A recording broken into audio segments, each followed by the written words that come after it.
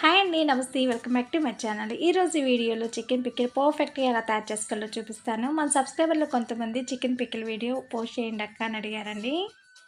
ఇలా చేశారు అంటే ఎన్ని రోజులైనా మొక్క గట్టి పడకుండా, రంగు రుచి ఏమాత్రం మారకుండా, టేస్ట్ కూడా చాలా బాగుంటుంది. చిన్ని చిన్ని టిప్స్ని ఫాలో అవుతూ చేశారంటే చాలా ఈజీగా ప్రిపేర్ చేసుకోవచ్చు. మరి ఎలా తయారు చేసుకోవాలో లేట్ చేయకుండా వీడియోలోకి వెళ్ళి చూసేద్దాం. మన ఛానల్ ఎవరైనా ఫస్ట్ టైం చూస్తున్నట్లయితే please subscribe Soujanya Srinivas kitchen. First 1 kilo boneless chicken తీసుకొని విత్ బోన్స్ తోటైనా తీసుకోవచ్చు. వీటిని మీడియం సైజ్ పీసెస్గా కట్ చేసుకొని శుభ్రంగా వాష్ చేసి స్టైనర్లో వేసి వడకొట్టుకొని కలుపుకోవడానికి వీలుగా ఉన్న బౌల్లోకి వేసుకోవాలి. 1/2 టీ స్పూన్ వరకు సాల్ట్, 1/2 టీ స్పూన్ వరకు పసుపు వేసుకొని చికెన్కి బాగా పట్టేలాగా మిక్స్ చేసుకొని 10 to 15 మినిట్స్ పాటు పక్కన పెట్టుకోవాలి.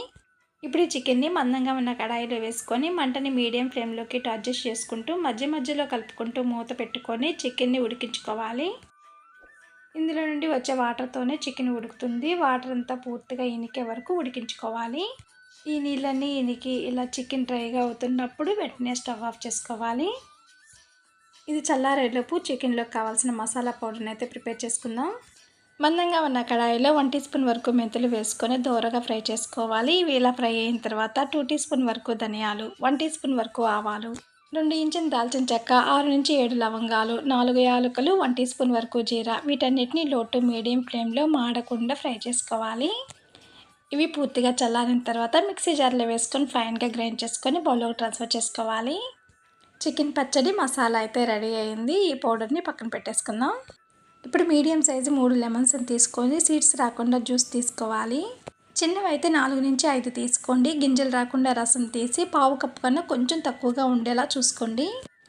ఇక్కడ 2.5 కాయకే నాకు పావు కప్పు కన్నా కొంచెం తక్కువగా వచ్చిందండి. వెయిట్లో వచ్చేసి 50 గ్రామ్స్ వరకు ఉంటుంది. ఇప్పుడు 1.5 కప్పు వరకు వేరుశనగను తీసుకోవాలి. ఏ పచ్చళ్ళకైనా వేరుశనగ నూనె కానీ నువ్వుల పప్పు నూనె కానీ తీసుకుంటే పచ్చడి ఎన్ని రోజులైనా రంగు కానీ రుచి కానీ ఏమాత్రం మారదు. ఇప్పుడు నూనెలో ముందుగా ఉడికించుకున్న చికెన్ని వేసుకొని ఫ్లేమ్ని మీడియం ఫ్లేమ్లోకి పెట్టి మధ్య మధ్యలో మిక్స్ చేసుకుంటూ ఫ్రై చేసుకోవాలి. చికెన్ని ఫ్రై చేసుకునేటప్పుడు మరీ ఎక్కువగా ఫ్రై చేసుకోకూడదు. ఎక్కువగా ఫ్రై అయిందంటే ముక్క గట్టిగా ఉంటుంది. అలా అని లైట్గా ఫ్రై అయితే పచ్చడి ఎక్కువ రోజులు నిల్వ ఉండదు. అందుకే లో ఫ్లేమ్లో చక్కగా 6 నుంచి 7 నిమిషాల పాటు లైట్ గోల్డెన్ కలర్ వచ్చే వరకు ఫ్రై చేసుకోవాలి. ఇలా లైట్ గోల్డెన్ కలర్ వచ్చిన తర్వాత అంతా ప్లేట్లోకి ట్రాన్స్ఫర్ చేసుకోవాలి. ఇప్పుడు అదే ఆయిల్లో 100 గ్రాముల వరకు ఫ్రెష్గా గ్రైండ్ చేసుకున్న అల్లం వెల్లుల్లి పేస్ట్ వేసుకోవాలి. అల్లాన్ని పొట్టు తీసి వాష్ చేసుకొని 1/2 అవర్ పాటు ఆరబెట్టుకొని 50 గ్రాముల వరకు అల్లం, 50 గ్రాముల వెల్లుల్లి వేసుకొని ఫ్రెష్గా గ్రైండ్ చేసుకొని వేసుకోవాలి. అప్పుడే టేస్ట్ అనేది బాగుంటుంది. అల్లం వెల్లుల్లి పేస్ట్ పచ్చివాసన పోయేంత వరకు ఫ్రై చేసుకొని మంచి అరోమా వస్తుంది. ఆ టైంలో ఫ్రై చేసుకున్న చికెన్ పీసెస్ని కూడా వేసుకొని మరో 2 నిమిషాల పాటు ఫ్రై చేసుకోవాలి. అల్లం వెల్లుల్లి పేస్ట్ సరిగ్గా ఫ్రై అవ్వకపోతే పచ్చి వాసన వస్తుంది, టేస్ట్ అంత బాగుండదు. అందుకే బాగా సరిగ్గా ఫ్రై చేసుకోవాలి లో ఫ్లేమ్లో పెట్టుకొని. ఇలా చక్కగా అంతా ఫ్రై అయిన తర్వాత స్టవ్ ఆఫ్ చేసుకోవాలి.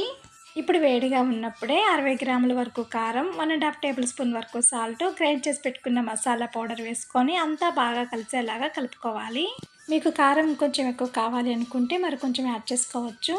స్టార్టింగ్లో మనం చికెన్ మ్యారినేట్ చేసుకునేటప్పుడు సాల్ట్ వేసుకున్నాం కాబట్టి కొంచెం చూసుకొని తక్కువగానే వేసుకోండి.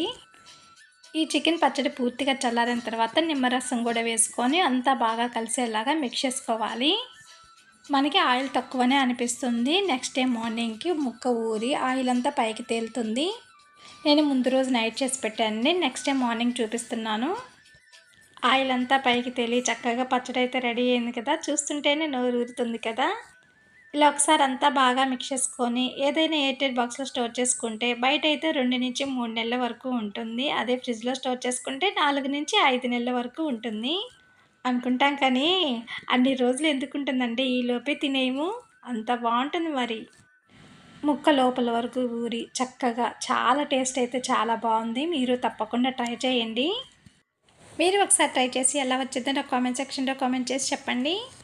ఈ వీడియో మీకు నచ్చినట్లయితే లైక్ చేయండి, షేర్ చేయండి, కమెంట్ చేయండి. మరిన్ని వీడియోస్ కోసం సౌజన్య శ్రీనివాస్ కిచెన్ని సబ్స్క్రైబ్ చేసుకోండి. Thank you for watching.